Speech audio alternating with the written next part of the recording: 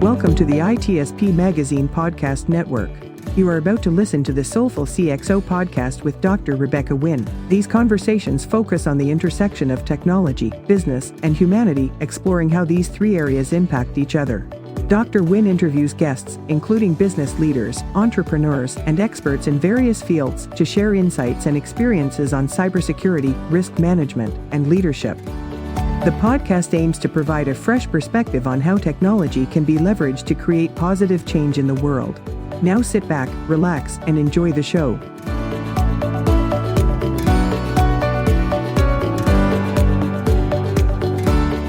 Welcome to the Soulful CXO. I'm your host, Dr. Rebecca Wynn. We are pleased to have with us today Bob Turner. Bob is an award-winning Chief Information Security Officer serving the education sector.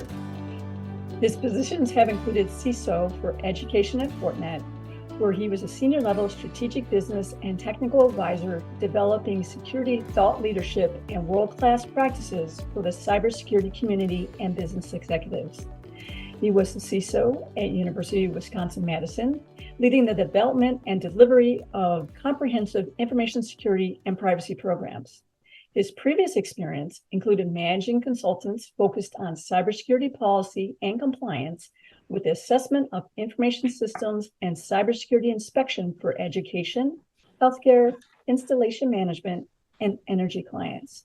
He served in the U.S. Navy for 23 years as an enlisted telecommunications operator and then as a commissioned communications information systems officer. He has dozens of published works, is a highly sought-after speaker and panelist, is on many advisory boards. Bob, my friend, welcome to the show. Thank you for having me. This is a great opportunity to have a wonderful conversation with somebody I respect greatly. Thank you, Bob. Bob, your background is really interesting. Your educational background, your military background. Can you walk our audience through that and then how that led you to be the great CISO that you are today? Yeah. In the Ted Baxter from the Mary Tyler Moore Show, it all started in a 1,000 watt radio station on the USS Omaha in 1978, 79. Anyway, a long time ago. I got my technology chops actually from my dad. My dad introduced me to shortwave radio, CB, single sideband, and all those. And I was always amazed at how I could sit in the Pacific Northwest and talk to somebody with the right atmospheric conditions in Florida. And so that got me interested in technology. And I had an opportunity to join the Navy right after high school, and which was really probably one of the best things I did. And I was remarking to a friend of mine that we both arrived in boot camp shortly after our 18th birthday in the middle of the night. But from there, I don't know if we've really ever slept since then because of all the things that have gone on.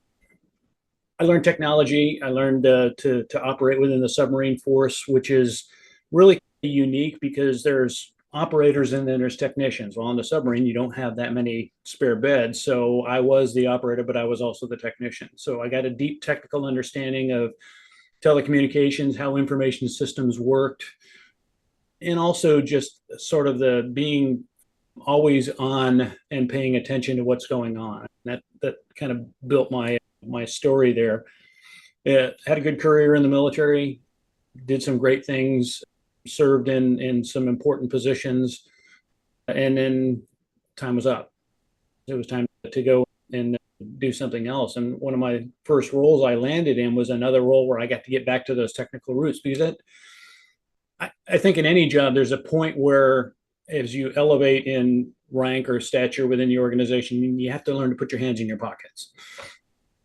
And what I learned in my last several years of my career was keep your hands in your pockets and be thoughtful about how you communicate to the people around you, both the people who work for you, work with you, and the people you work for.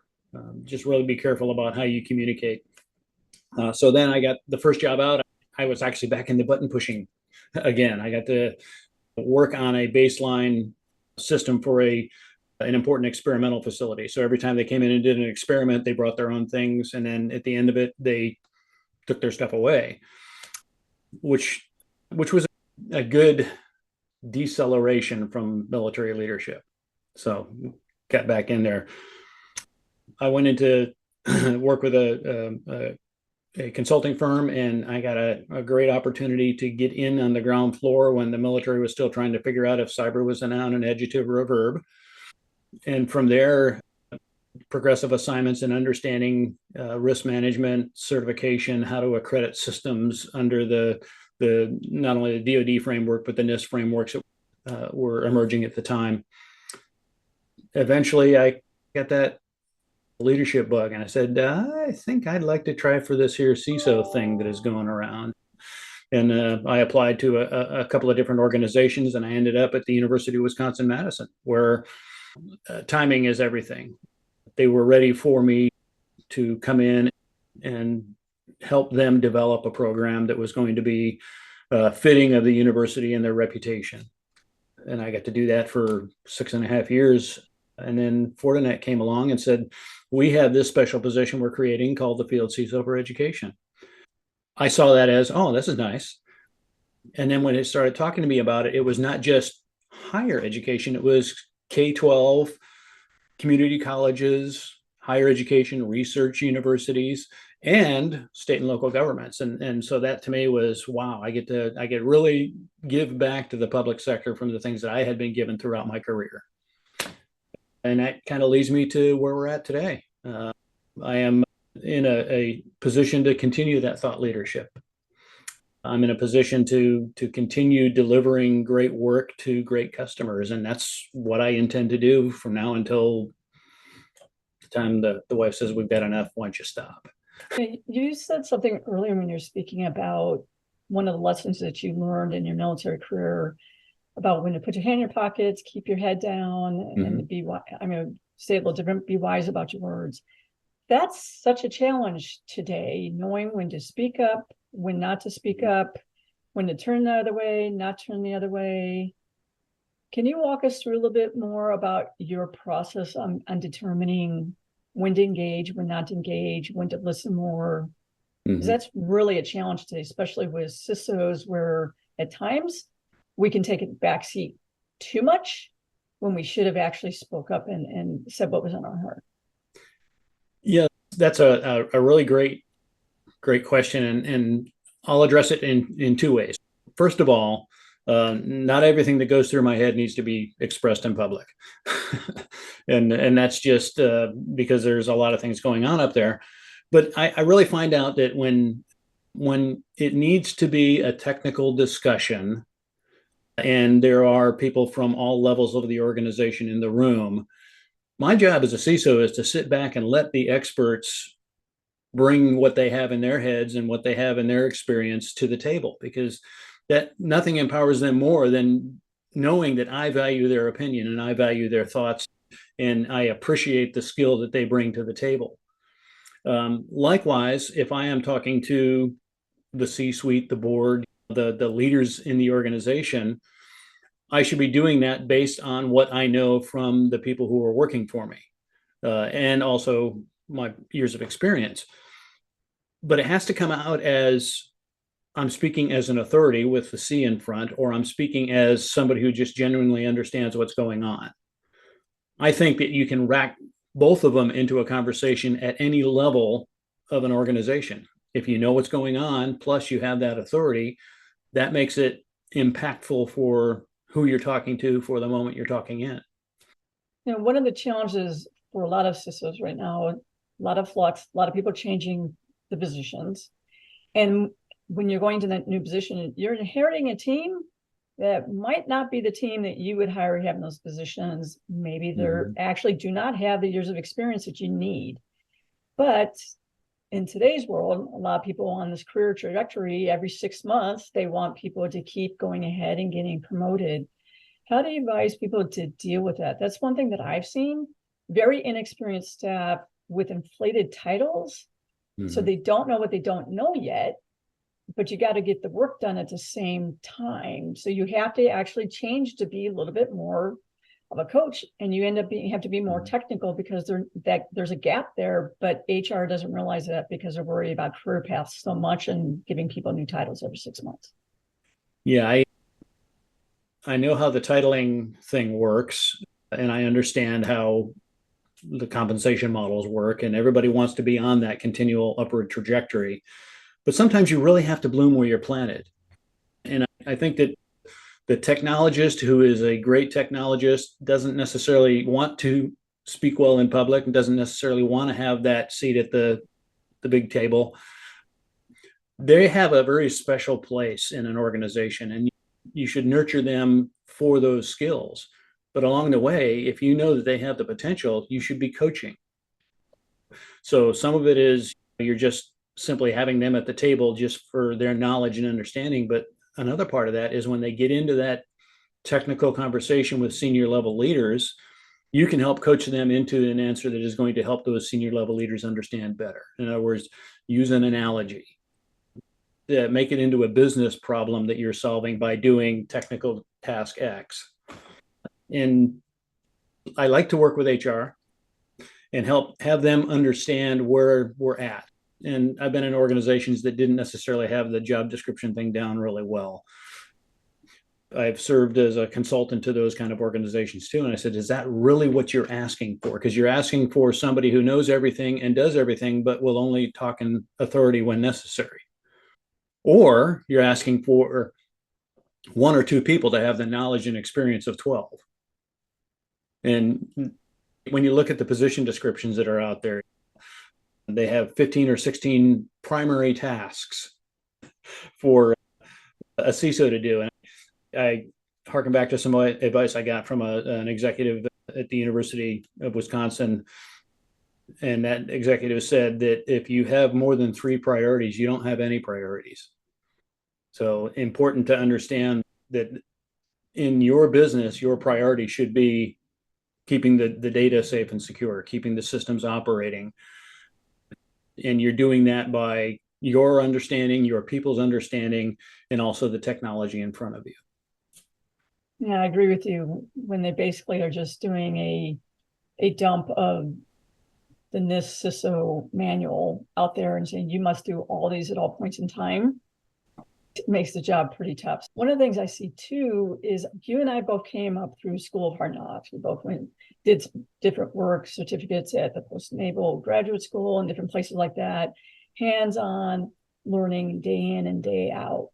A lot of times now, people go ahead and they Google it, maybe they do ChatGPT or something like that, and here must be the answer without necessarily having that broader understanding of, but where can it affect other areas in the business, where can it affect other architectures that are going along those lines. I call it critical thinking and critical business thinking.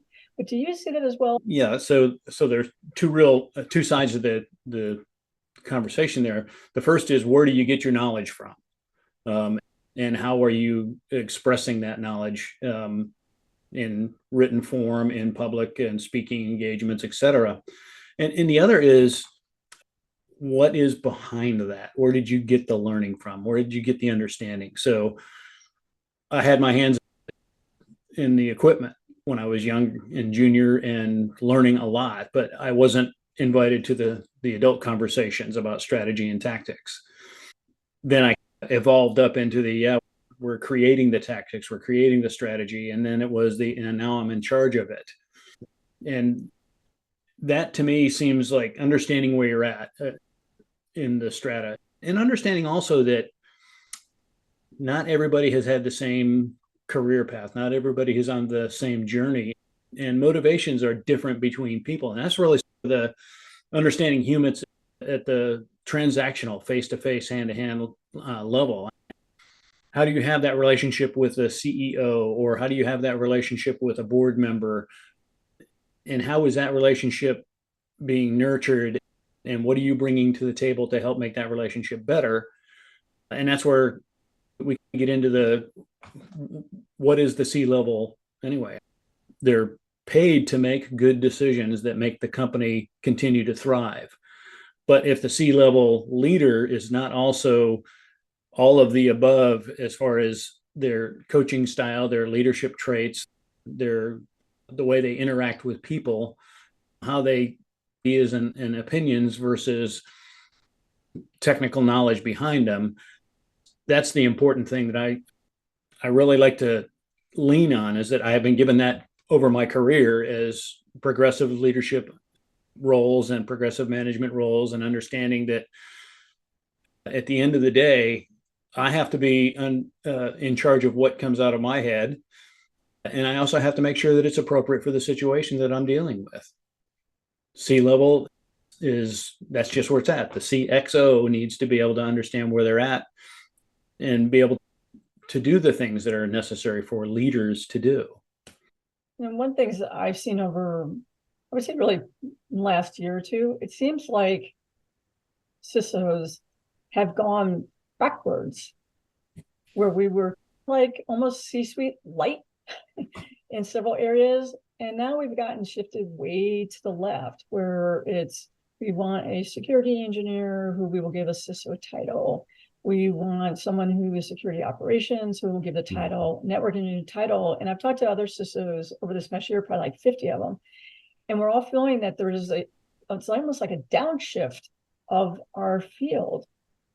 What's your viewpoint on that, and why do you think that might be happening? Is it because of the burnout? And so many of us had gotten burnout because we were burning the candle at both ends during 2020 to 2022? I like to treat that era as an anomaly in the way we should be working. Now, one of the great things that came out is that remote work is popular now, and I truly enjoy that. But what we do and how we do it, when you're talking about an organization that is full-time, face-to-face, there's a meeting at 9:00, and then there's another one at 10:30, and then there's another one at 1:00, and you're pretty much saying the same thing at every meeting. That's a company that is meeting centric. And I don't know if they're really getting a lot done individually, but the collective is obviously working, or they wouldn't still be in business. In understanding how to deal with that, how to have those conversations, how to have those executive conversations, I think that the CISOs have probably been growing over, like you said, the last couple of years. And let's take it from 18 forward, and let's set the COVID world aside for a second, because what we got recognition. We got that opportunity. And in a lot of organizations, they said the CISO is the authority. And when we have a security issue, when we have a data privacy issue, when we have a technical issue, denial of service, et cetera, we depend upon the CISO to lead the team that's going to get us out of it. And that team is not only just those that are direct downstream reports from the CISO, but it's also everybody else in the organization that the CISO has to interact with. It's HR, it's finance, it's operations, it's the leadership components that are developing things. CISOs should not work for the chief technology officer. I could go either way on whether the CISO should work for the CIO, but I think that if the C is there, we all have to come to the table with our respective strengths, and that's how we should be acting with each other. We are sliding back in some ways, and a lot of that is because now that they have CISOs and they know what to do with them, they're rethinking the way that the rest of the company hierarchy interacts with this brilliant person that we've just hired to do this tough job that nobody else wants to do. So how do we deal with that? How do we get ourselves out of that particular mode and really just be seen as an equal player at the table in the C-suite? Yeah, I think it's been a tough task. I have had a good really CTO before in my past who was very supportive, but again, availability always trumps when you have this return. And I had had a very good CIO, but they were very strong engineer, architecture, and things like that. And so they listened to me. But I agree with you. I think it's really tough right now if we get embedded deep within IT for like that ancillary budget for what is the check the box to get us through PCI or what have you. And our voices aren't always heard because they want to run the business. And what I'm leaning towards is that how do we balance, because this is what I'm seeing with a lot of younger CISOs, is I'm playing well with the business, I'm running well with the business, And so I'm just going to go ahead and put my hands in my pocket. And I'm going to put my head down and I'm just going to play along when the company is actually taking more risk that's outside of the risk tolerance, the enterprise risk management that they said that they were going to be held to, which is our responsibility to go ahead and let them know you're going out of that risk tolerance. So how do you advise people to get around that? I think that's also what's causing us to keep shifting to the left. I agree, and we have to be there and we have to be relevant. We have to take our risk management background and understanding of the fundamental risk equations. And we really need to make sure that if we see something that crosses those boundaries, we speak up. If we don't say anything, will anybody else? I'd really rather to be on the front end of that and build it up. And maybe our risk strategy is off. Let's be part of the team that is fixing that risk strategy rather than motoring along on our own and not worrying if we're steering into a ditch. the risk manager, the slips and falls and hazardous substances person at an organization is just as important in identifying and helping to mitigate risk as the CISO is, as the CFO would be, as any of the other operating units or departments within an organization.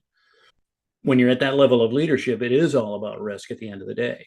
And if we're not managing the cyber risk as vigorous as we're managing product risk or managing business risk, over leveraging in certain areas or under leveraging in certain areas, then we're not necessarily doing what we're supposed to be doing, and that is watching out for the business. We're at that level where a lot of the compensation packages are designed on how well the business is doing. So you do have a stake in it.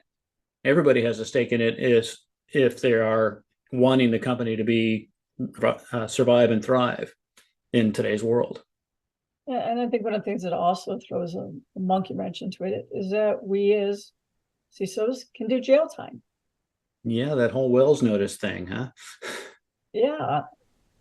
You have GDPR and stuff like that. So I'm not saying we have to report into the CEO. I'm not going to get into that. I want to make sure I have the best advocate for me. But if we don't have a voice, we could immediately lose our career in a nanosecond. And we don't have those same protections in place. How do you advise young CISOs? I know you mentor like I do. How do you advise them? I know I've written out there, don't aspire to be a CISO. Getting back to your earlier point, aspire to be the best cyber person as you possibly can be and enjoy what you're doing. And if it ends up being that you go to CISO, that's fine, but don't do that career path that I need to be a CISO, because the liabilities for us are getting deeper and deeper. And a lot of our support structures is getting smaller and smaller, unfortunately. Yeah, and I would like to think if the world were perfectly round and I were king for the day, then every company would build in that fail safe for the CISO. I remember there was certain politicians that were talking about the CIO or the CEO and the CISO should go to jail the next time you're breached. And rhetoric like that, I don't think is helpful. But it's okay to be accountable, especially if that's your role, that's your mission. And if you miss on something, then let's have that moment of accountability, but it doesn't always have to be, we're gonna haul you away in a different set of bracelets. That's not, I don't think that is helpful.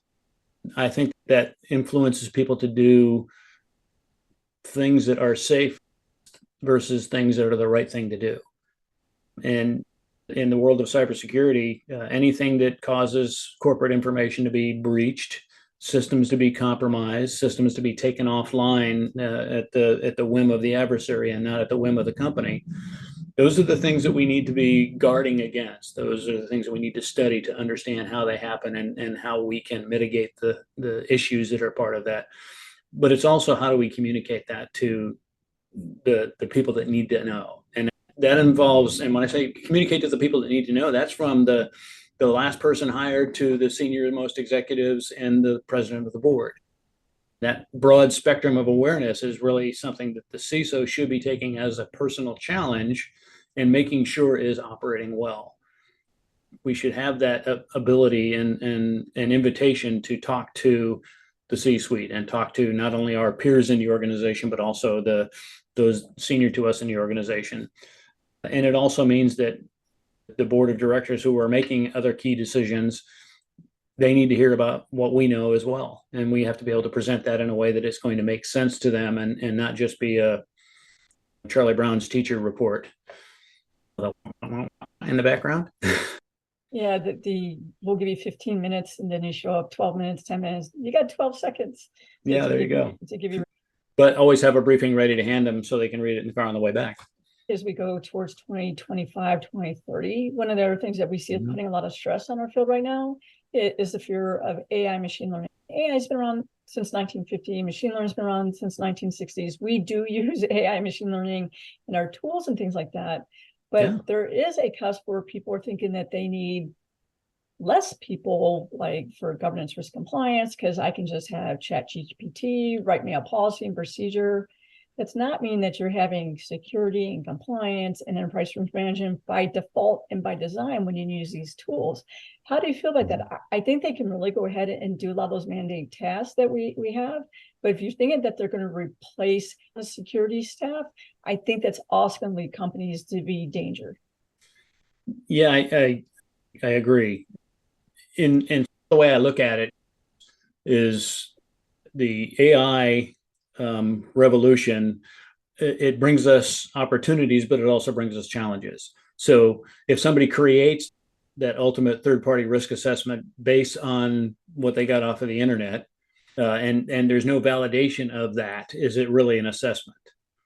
The process you go through to do any kind of a risk assessment or any kind of a security statement has to become one of, here's the basic information, we put it in this format, does that make sense? And is it true and valid? And does it help the situation? And I can see that AI is going to also be a great tool for us because, as you said, we've been using artificial intelligence in the cyber world forever. Anybody who is using a SIM or EDR is using AI. And we know that. We know that intrinsically because we have studied what those tools are like, but helping to get that thought across to the rest of the world, ChatGPT is a language model, and it's going to absorb what it is and put it in what it sees and put it in the right order so that it makes sense to that language model. It's not necessarily going to be the type of AI that we really need. We need that SIM with AI. We need that endpoint detection and response capability that is powered by AI derived from indicators of compromise and other signatures that are available either through our provider or out in the open as it is, as far as you can go find things on the dark web. But if we're going to focus on the right thing, and that's doing the job and making the company's data as safe and secure as possible, then we have to understand that AI is one of the tools in the toolbox. Machine learning is helpful to that because it's going to listen and make adjustments, and the programming for that and the technology that drives that. That's where we should be putting the focus. Do we have the right technology to build the AI that is going to be helpful? Do we have the right people that understand that technology in order to build it so it meets the company's needs and is not just an off-the-shelf product, AI or us? I think one of the dangers is when people go ahead and they think it's set and forget it. You have to have an analyst at some point. And I think that the key skill in any successful analyst is curiosity. So if that analyst can look at that report and say, that makes perfect sense to me, everything is in line, and there's nothing that makes me curious, then that's probably a good report. But I would wonder why they didn't light on any one of the many details in that report and say, how did they get that conclusion? And that's the curiosity I want in an analyst. That's the curiosity I want in anybody who has got the title of leader or manager in their job description. And that's where we have to make sure that we are rewarding the curiosity that comes up with the right questions. Absolutely. Our time has just totally flown by. what is the best way for people to reach out to you for advisory services, speaking engagements, and things along those lines? Yeah, I think the best way is to look me up on LinkedIn. That's a best channel, and I do monitor frequently, but not always on Saturdays. Yeah, I do take social breaks on Sunday. I do not do any social media on Sunday. Bob, thank you so much for being on the show. You are a soulful CXO. Thank you for that honor. We hope you enjoyed this episode of Soulful CXO Podcast with Dr. Rebecca Wynn, part of the ITSP Magazine Podcast Network. If you learned something new and this conversation made you think, then add this show to your favorite podcast player. Subscribe to the ITSP Magazine YouTube channel and share the ITSP Magazine Podcast Network with your friends, family, and colleagues. If you represent a company and wish to connect your brand to our conversations and our audience, visit itspmagazine.com to learn how to sponsor one or more of our shows. We hope you will come back for more stories and follow us on our journey.